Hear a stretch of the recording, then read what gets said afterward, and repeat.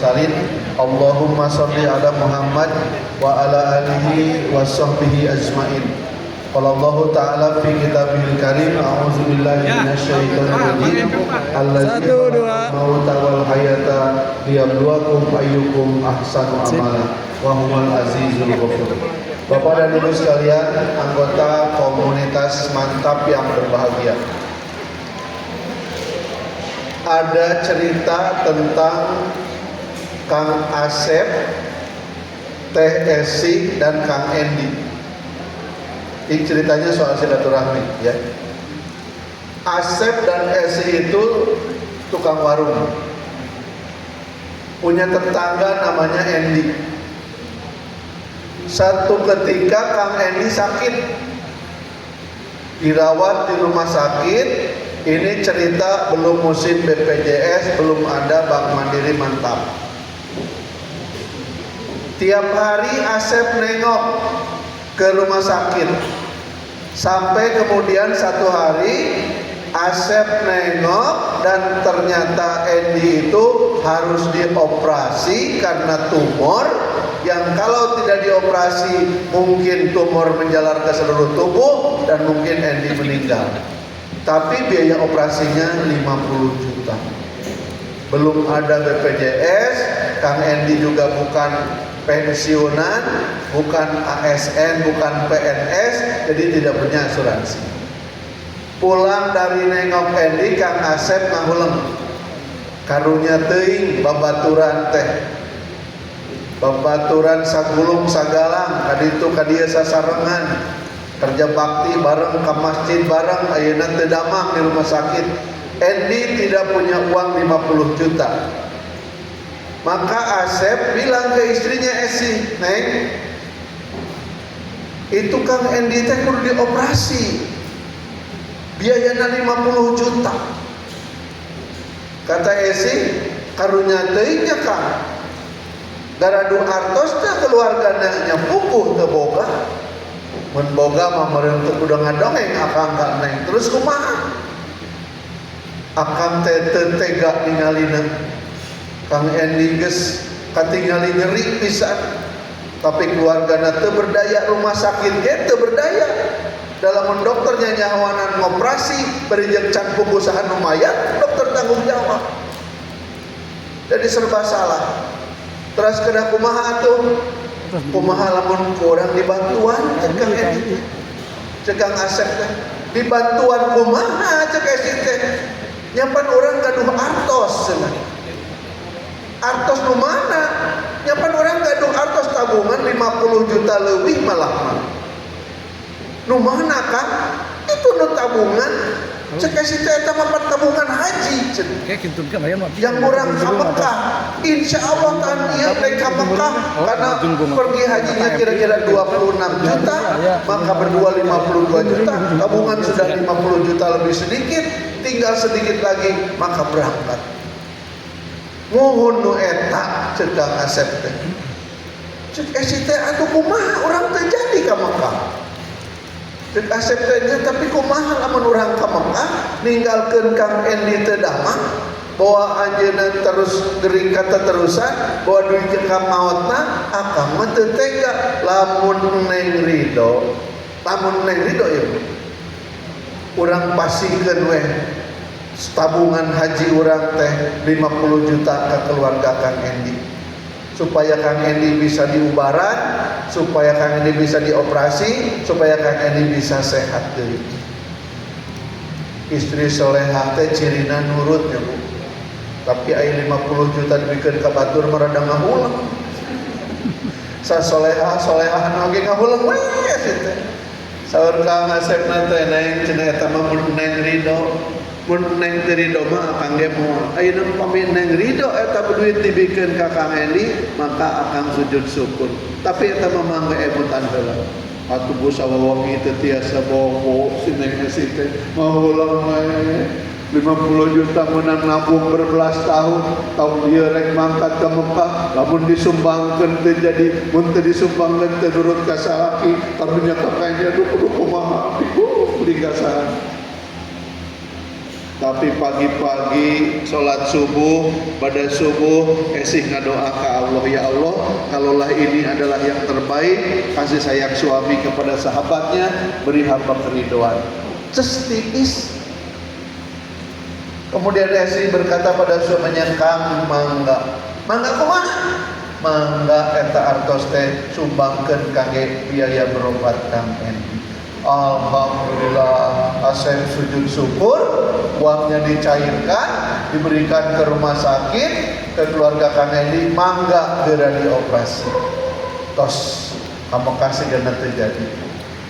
Bapak Ibu yang terhormat, di rumah sakit itu yang operasinya dokter bedah bertanya kepada keluarga Kang Endi, ini katanya orang ini katanya kemarin tidak punya uang, kenapa tiba-tiba punya uang? Siapa yang nyumbang? Komunitas Mandiri Mantap? Oh bukan. Can aya. Siapa yang memberikan sumbangan? Kata perawat, ini yang memberikan sumbangan tetangganya. Tetangganya kerja di mana? Tetangganya pejabat di mana? Tetangganya tukang warung. Tukang warung. Nyumbang 50 juta. Ini cerita tahun 90-an Pak. Tukang warung nyumbang 50 juta. Waduh. Ya, kumaha dongengna. Maaf 2000-an sekian. Karena waktu itu tahun 2000-an biaya haji masih 25-26 juta. Di mana alamatnya? Saya pengen tahu kata Pak Dokter. Ini teh luar biasa. Beres dioperasi, Kang Endi sudah pulang satu malam ke warung Kang Asep. Di depan warungnya berhenti mobil mewah sedan. Turun dari mobil itu sepasang suami istri. Assalamualaikum kata yang datang. Waalaikumsalam kata Kang Asep. Bapak mencari siapa? Ini warungnya Pak Asep, mohon. Bapak Pak Asep, mohon. Bapak siapa? Saya ingin bertamu. Oh silakan masuk, berijeng rampak rempet ya. Turun tina mobil mewah, warung acak-acakan. Mangga silakan. Bapak teh siapa? Saya dokter kata tamu teh. Saya dokter bekerja di rumah sakit itu. Oh kata Kang Asep, kemarin juga ada teman saya sakit dioperasi di rumah sakit itu. Iya kata dokter teh, saya yang operasi. Waduh kata Kang Asep teh, terima kasih, teman saya sudah sukses dioperasi, sudah pulang dalam keadaan sehat. Kata dokter teh, ya teman bapak teh dioperasi karena bapak nyumbang. Bapak yang nyumbang kan? Iya dok, alhamdulillah nuju aya rezekina. Ya kalau bapak tidak memberikan uang sumbangan itu mungkin Kang Endi belum dioperasi. Ya tapi kan karena ada uang, ada dokternya, uangnya ada, dokter nggak ada, orang tidak bisa dioperasi, uang tidak bisa mengoperasi sendiri.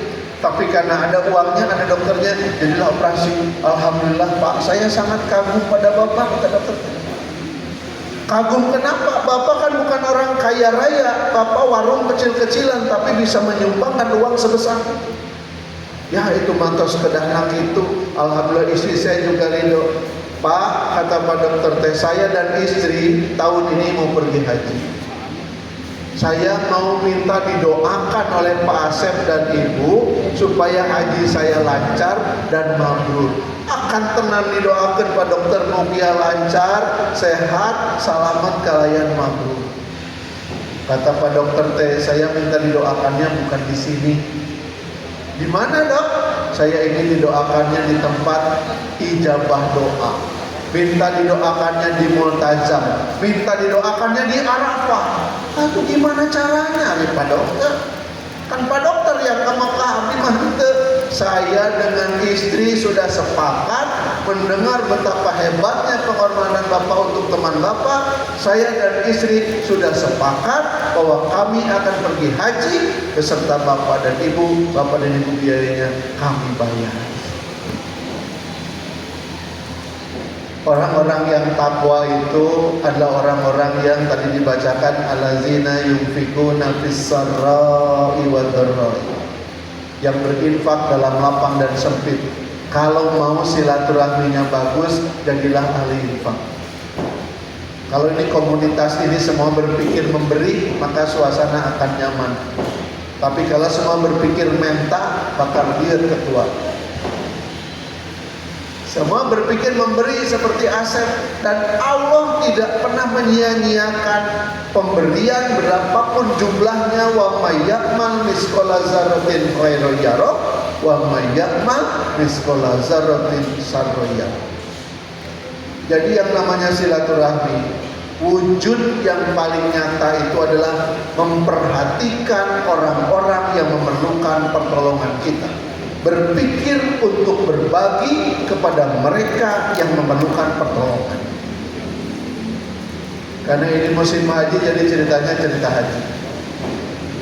Di satu daerah di Damaskus ada seorang tukang sepatu namanya Al-Muwaffaq.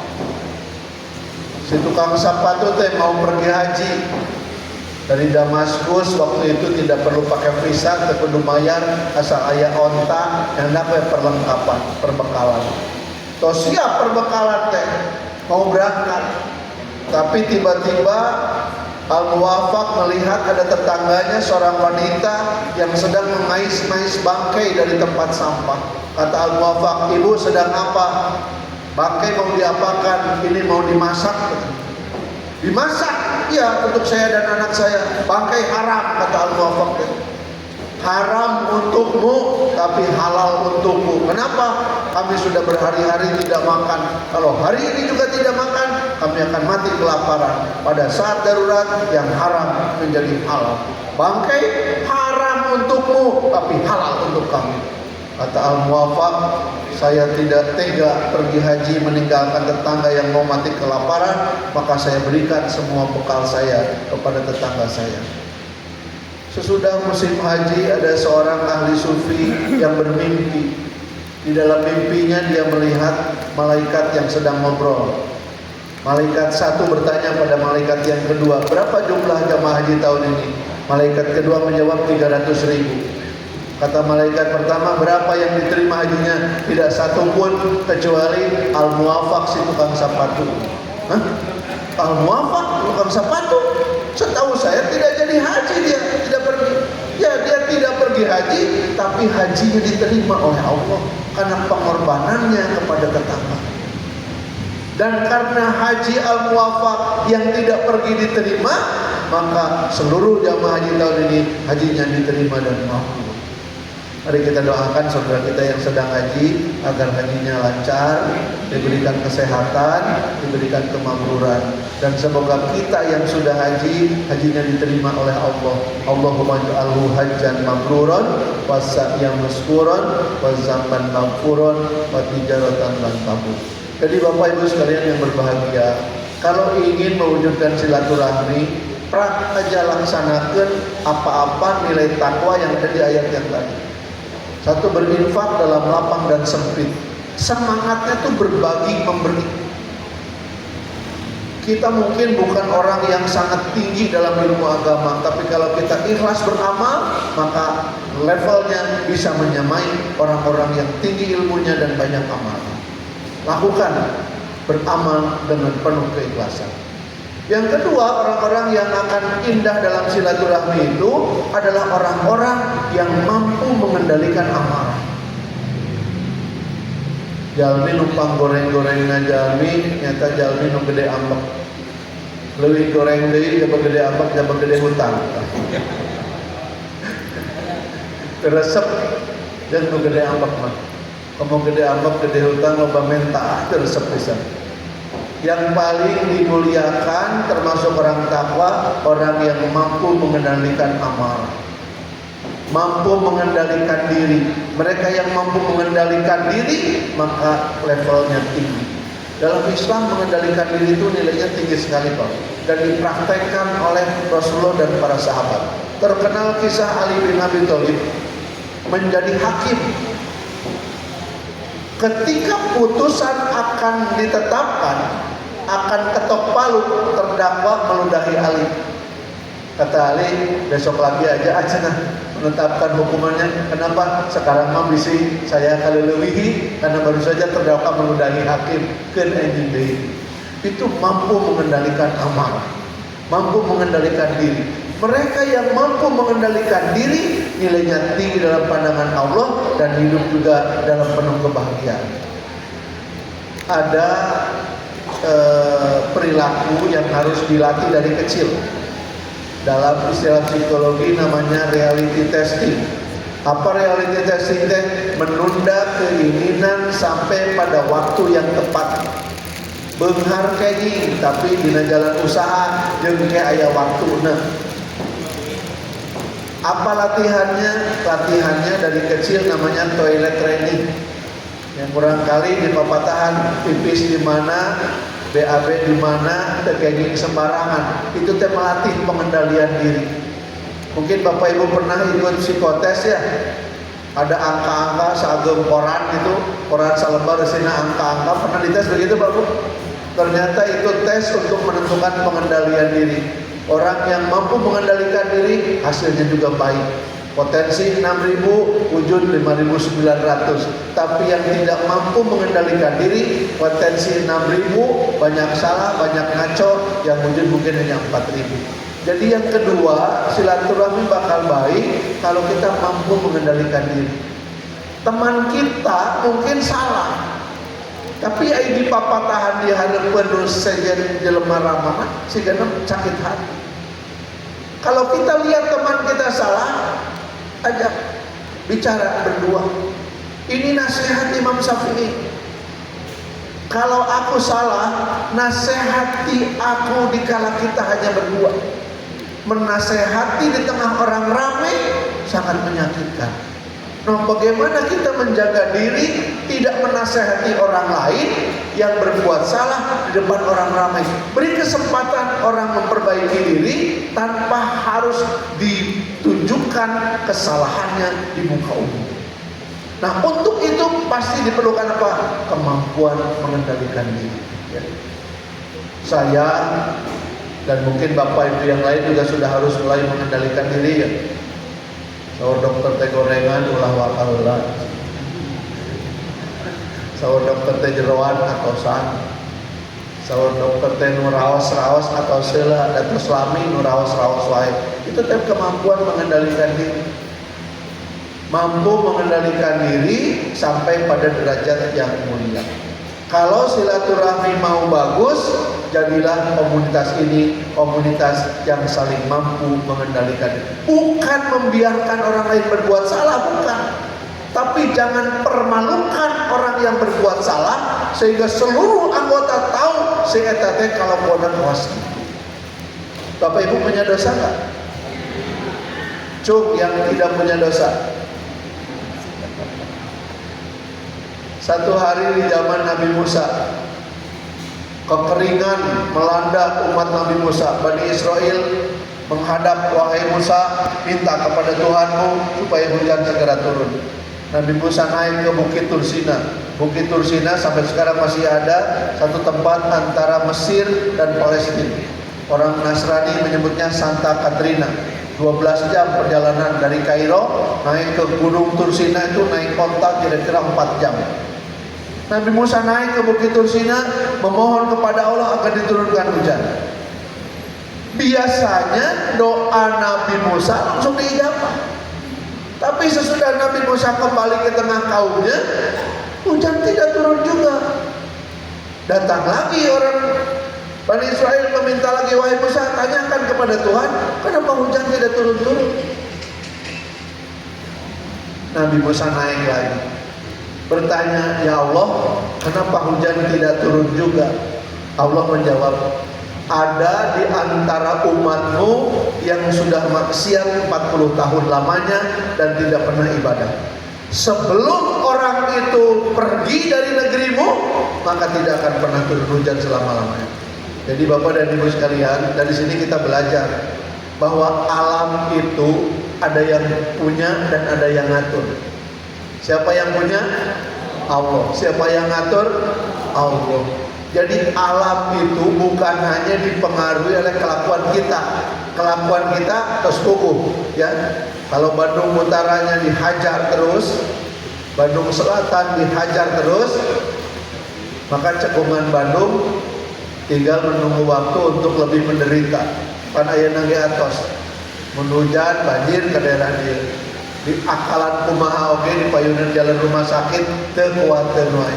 ngaget tol air teu kuateun kunaon ti dituna tos dikuras caina ngaguludag di palih dituna di Tagaluar dibangun aya stasiun kereta api aya perumahan aya industri caina katahan balik deui ka dieu moal beres-beres karena kelakuan manusia yang tidak bijak memperlakukan alam maka kita menderita. Tapi jangan lupa ada satu lagi, pemilik alam adalah Allah. Yang ngatur alam adalah Allah. Maka kata Allah, kalau orang yang ahli maksiat itu tidak pergi, maka tidak akan turun hujan untuk selama-lamanya. Akhirnya bagaimana? Akhirnya Nabi Musa mengumpulkan umatnya. Kata Nabi Musa, Allah berfirman ada di antara kalian yang sudah 40 tahun lamanya maksiat. Kalau dia tidak pergi meninggalkan tempat ini, hujan tidak akan turun. Semuanya diam. Ada orang tukang maksiat nanti ayah dirinya nggak pulang, mau pergi keheula cenah sudah nu aya nu sajen tugasnya nu maksiat lain urang ngumpul kenceuna ditungguan. Tidak ada yang pergi. Jadi dia merasa memang perintah Tuhan itu ditujukan pada saya. Tapi mau pergi dari tempat itu dia ragu. Kenapa? Semua orang bakal tahu saya tukang maksiat dan keturunan saya bakal dicap sebagai keturunan tukang maksiat. Karunya ya Allah teu kuat. Api nyalira teu naon, tapi kalau keturunan saya dicap sebagai tukang maksiat, ya Allah saya enggak kuat. Akhirnya bagaimana Pak? Akhirnya orang itu menjerit pada langit meminta ampun kepada Allah. Atau nuhun. Menjerit meminta ampun, ya Allah, aku taubat, aku minta ampun, semoga Engkau mengampuni dosa-dosaku dan mulai hari ini aku akan beribadah dan meninggalkan maksiat. Itu tidak lama kemudian hujan turun, Pak. Nabi Musa bingung, ya Allah, belum ada orang yang meninggalkan tempat ini, tidak satupun kaumku yang pergi, kok hujan sudah turun? Katanya kalau yang maksiat itu belum pergi, hujan tidak akan turun. Allah menjawab apa? Yang berdosa itu sudah taubat. Nabi Musanya kepo, ya Allah nu mana sih? Anu maksiat 40 tahun teh nu mana? Apa jawab Allah? Ini jadi panduan bagi kita. Kata Allah, Allah berfirman pada Nabi Musa, sewaktu dia maksiat saja, aku tutupi aibnya. Mana mungkin aku buka aibnya sesudah dia bertobat. Jadi kalau kita tahu masa lalu teman mungkin punya dosa, cici, tong diuar-uar nyaho keur dinesna eta teh kalakuan anak, sia teh mah kawas kitu, urang mah apa? Terus manfaatnya apa? Dinesna geus henteu, dia sudah tobat dan mungkin tobatnya diterima, ya. Mungkin Bapak dan Ibu sama seperti saya sekarang. Ada teman kita yang sedang masantren di Sukamiskin, kan? Apakah yang di Sukamiskin itu otomatis lebih jelek dari kita dan kita lebih bagus dari mereka? Ada seorang pejabat yang dihukum 8 tahun lamanya. Dan kalau nasibnya tidak bagus, kasus lain akan muncul dan mungkin dia masuk lagi. Saya tanya pada istrinya, "Kumaha Bapak di Lebet?" Sahur Bapak, "Alhamdulillah." Nah, alhamdulillah. Alhamdulillah ditewak ke KPK Pak Budi. Nah, kunaon alhamdulillah, Bu? Mohon cedapan pun lanjut teker nanjir-nanjirna rising star. Usia muda, udah jadi doktor, jabatan tinggi, tiba-tiba ditewak ke KPK, cek pun lanjut alhamdulillah. Nah, kunaon alhamdulillah. Lamun teu ditewak ke KPK, sehingga nama kerusakan akan lebih besar dia bisa lakukan, dosanya akan lebih banyak, dan kalau sampai beres dinas dekat tewak padahal korupsinya gila-gilaan, mungkin nanti akan jadi urusan di hari kiamat. Suami saya bersyukur mudah-mudahan dengan hukuman di dunia dia tidak lagi bertemu dengan hukuman di hari akhirat nanti. Orang yang begitu sudah tobat. Apakah kita lebih baik dari mereka? Belum tentu. Jadi orang-orang yang takwa itu mampu mengendalikan diri, mengendalikan amarah, termasuk menahan diri untuk tidak menceritakan kejelekan orang lain di masa lalu. Nu goreng baheula mah da atos geus tararobat, aya nama kolot eukeun. dosa atos tobat nuju alhamdulillah mudah-mudahan sing sehat sedayana cekap rezekina nikmat ibadahna mun maot teh mah husnul urang teh bakal maot bakal iraha duka bawa enjing bawa pageto teh mah tos cekap sedayana kana maot mohon kieu teh termasuk nu nyarios urang teh tos cekap geus manjing kana maot teh. Orang Jawa mah umur sewidak kan itu teh 60 kan itu tos wayahna kembali ya pan ayeuna mah tangan teh tidak sekuat dulunya Pak lamun rek luka ieu ge sok rada hese aduh teu kuat ya tangan tidak lagi hebat menggenggam dunia kenapa Allah ingin kita mulai melepaskan dunia mah moal dibawa pae diwakafkeun disedekahkeun diinfakkeun eta nu bakal jadi babaturan urang di alam barzakh nu dikeukeuweuk centang tuh kanikmati ya ulah bisa nu ibu ya mah menang oleh-oleh keur dinas ka Swiss ya nu ibu keur oleh-oleh dikeukeuweuk dipake henteu dibikeun henteu maot teh cek nu ngalongok teh ieu cenah barangna mah lomba dikeukeuweuk we sorang dibagikeun henteu. Maka Bapak Ibu sekalian yang berbahagia miliki kemampuan mengendalikan diri termasuk mengendalikan diri untuk tidak mengungkit kejelekan orang di masa lalu sehingga silaturahmi bisa menjadi nyaman. Yang ketiga, ciri orang takwa itu pemaaf ya.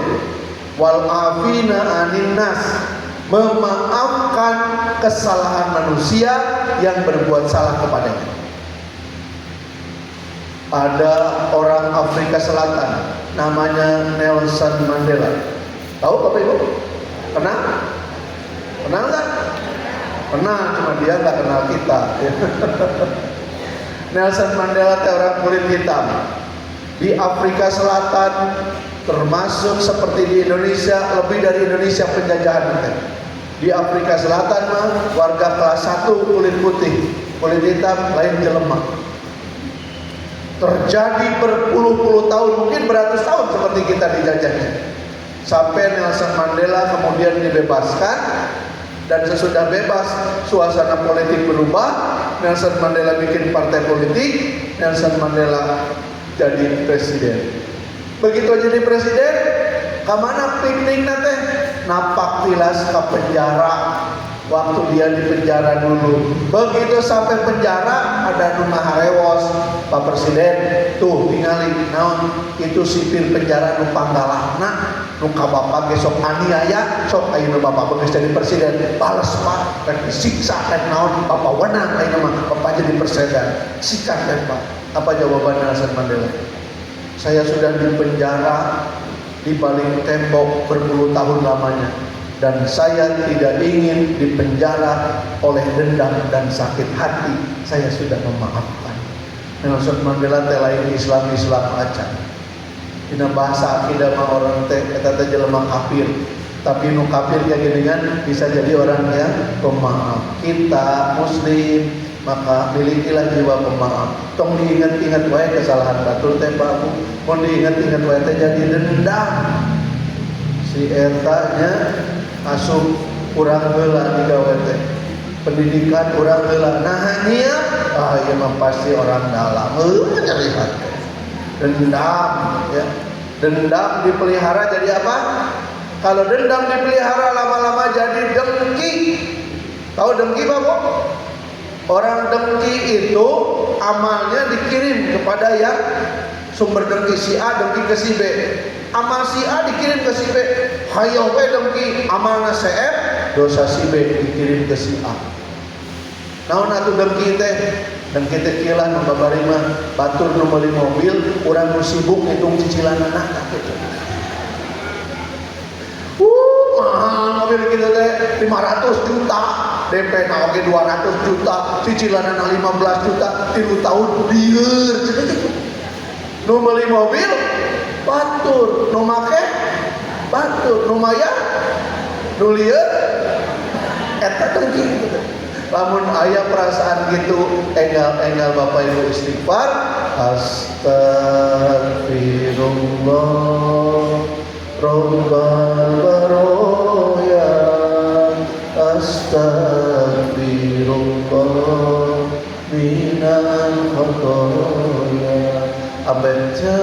tiis. Hilangkan kedengkian, jadilah pemaaf. Di kalangan Islam, contoh yang pemaaf yang sering saya gunakan contohnya adalah Buya Hamka. Buya Hamka itu dipenjara oleh Bung Karno sebagai tahanan politik. Tahanan politik mah dengan pengadilan. Lawan politik tewak jebloskeun.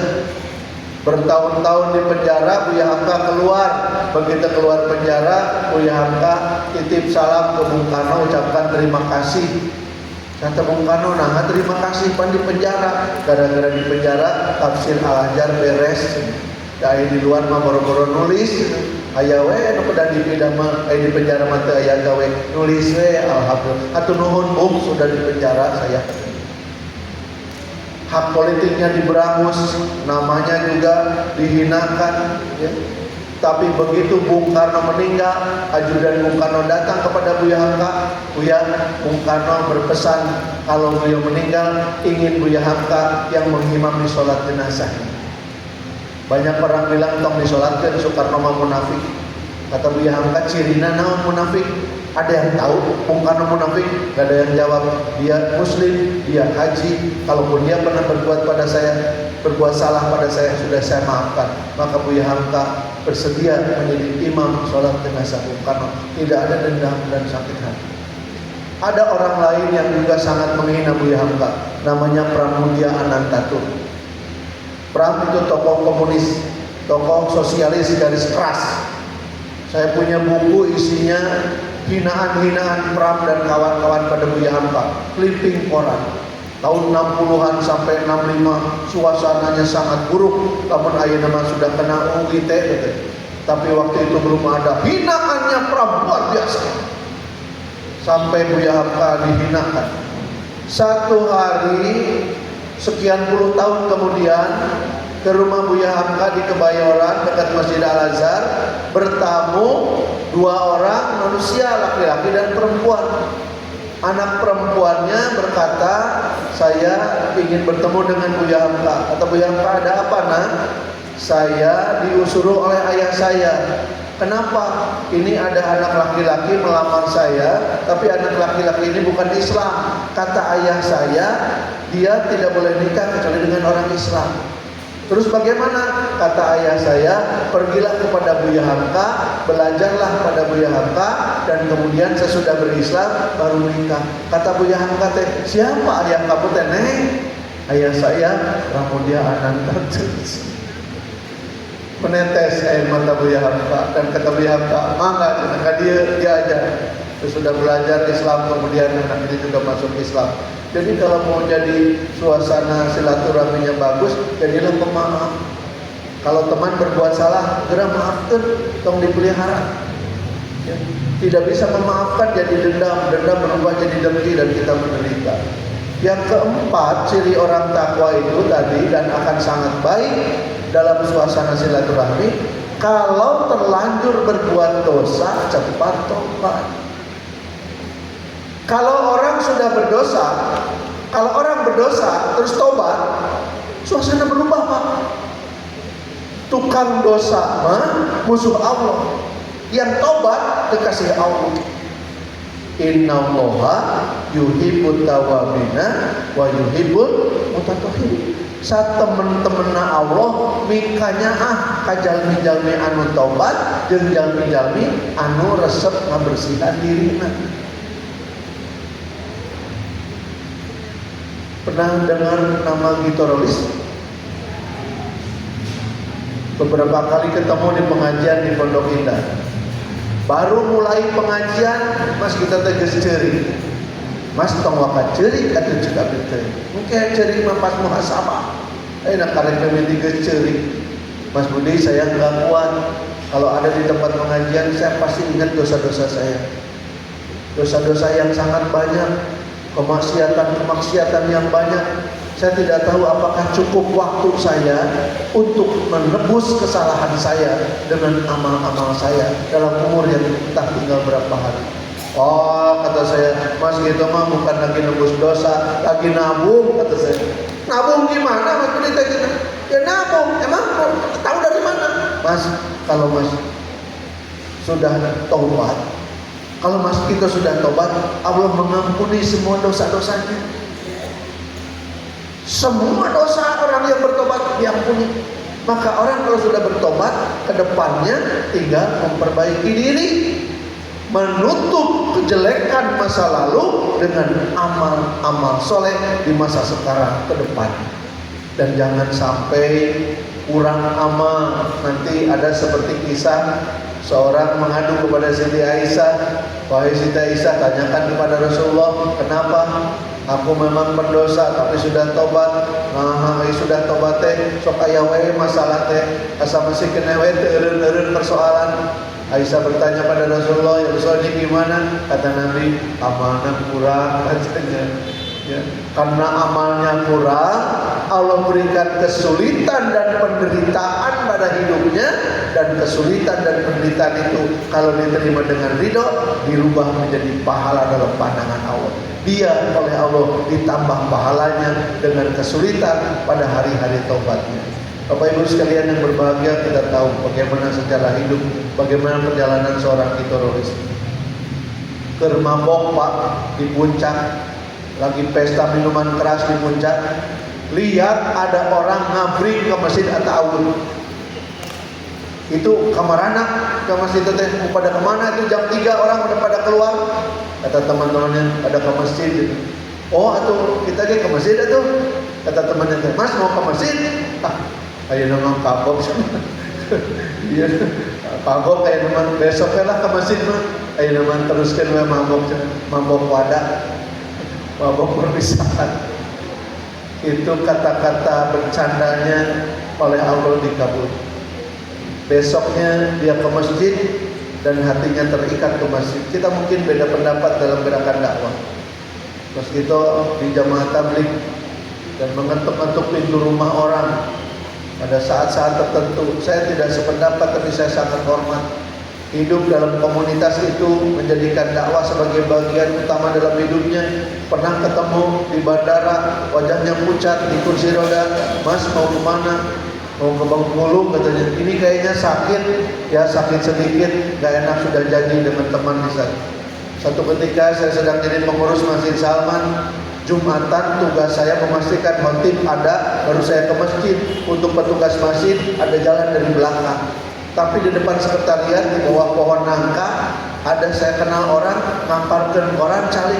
Saya lihat ini teroris, artis yang terkenal, sholat di luar pakai koran. Saya samperin, Pak, Mas, ayo ke atas. Jangan, saya mah jamaah yang telat. Ini tempatnya. Mas Budiman kan pengurus petugas. Maka silakan biarkan saya di sini. Kerendahan hatinya sudah hilanglah semua kesombongan sebagai artis. Tidak ada lagi yang ingin dipuja-puji. Kenapa? Dia tahu bahwa manusia itu hidup di dunia hanya sebentar. Pada saat-saat dia menjalani hidup dalam pertaubatan, Allah memanggilnya. Bukankah itu yang kita inginkan, Bapak Ibu sekalian? Hidup di dunia penuh dengan amal soleh, dan insya Allah kalau kembali kepada Allah dalam keadaan husnul khotimah. Mudah-mudahan kita bisa praktekkan nilai-nilai yang ada dalam ciri-ciri takwa tadi, yaitu orang-orang yang berinfak dalam lapang dan sempit, berpikir memberi dengan penuh keikhlasan. Yang kedua, mampu mengendalikan diri, termasuk mengendalikan diri untuk tidak membuka aib orang lain di masa lalu yang sekarang mah sudah berlalu kegiatan-kegiatan itu. Yang ketiga, jadilah pemaaf. Yang keempat, kalau punya dosa cepat tobat, dan insya Allah Allah sangat mengampuni dosa-dosa orang yang bertobat.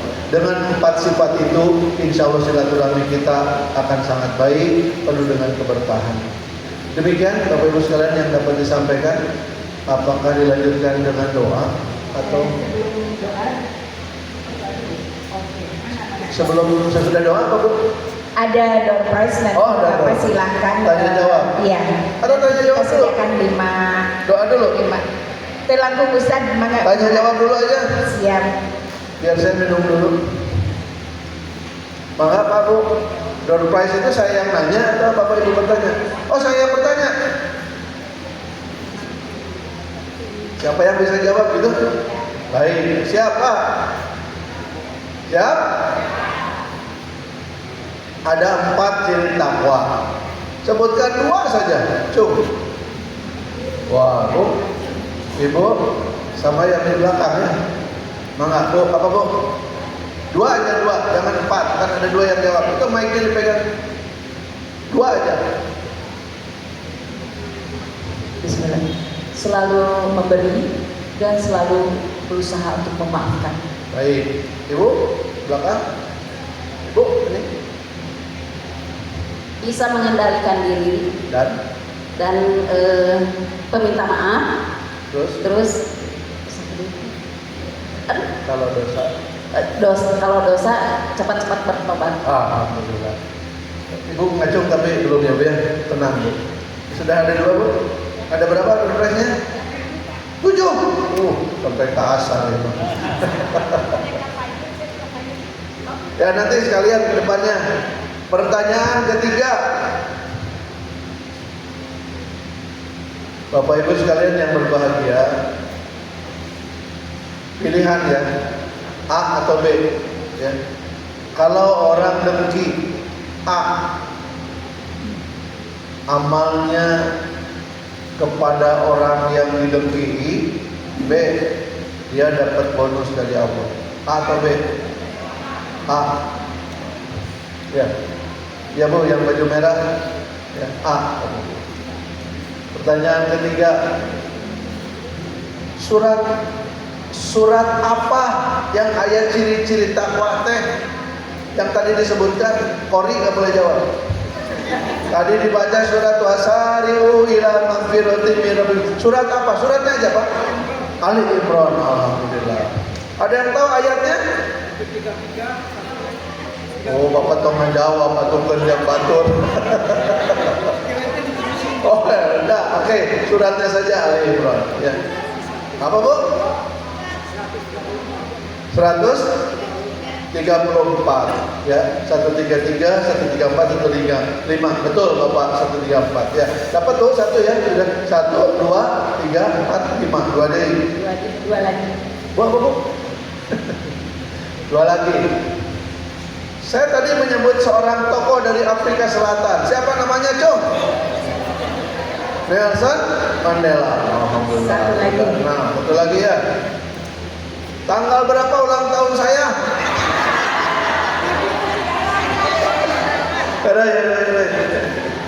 Pertanyaan terakhir. Sudah mau jadi penanya. Bapak Ibu sekalian yang berbahagia,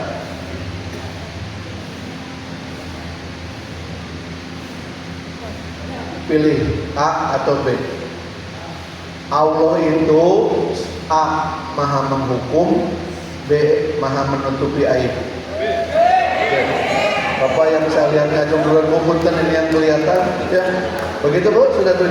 Ya, yang menjawab ke depan semuanya dapat hadiah. Tepuk tangan untuk yang dapat hadiah. Jangan iri dengki ya, bahagia aja. Alhamdulillah wa syukurillah, bersyukur padamu ya Allah. Ayo semuanya. Kau jadikan kami saudara, indah dalam kebersamaan. Ayo tepuk tangan semuanya. Alhamdulillah wa syukurillah, bersyukur padamu ya Allah. Ayo semuanya Bu. Kau jadikan kami saudara, indah dalam kebersamaan.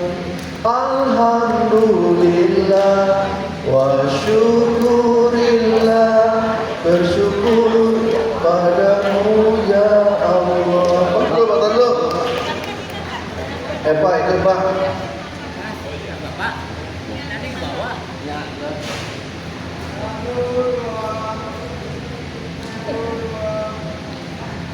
Mantap.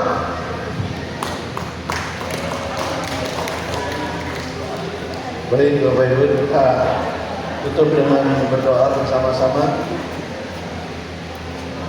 Silakan duduk kembali dulu yang sudah dapat hadiah.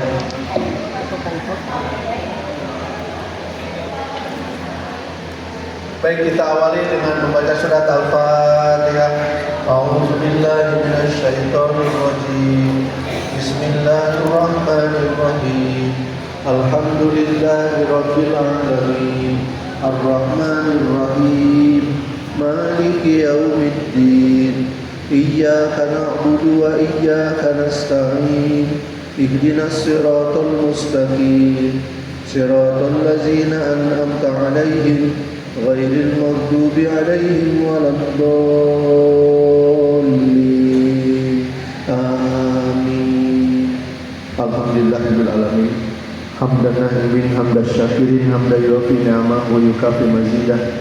Ya Rabbana lakal hamdu kama yanbaghi li jalali wajhikal karim wa azimi sultan. Allahumma shalli ala Muhammad wa ala alihi wa sahbihi ajmain.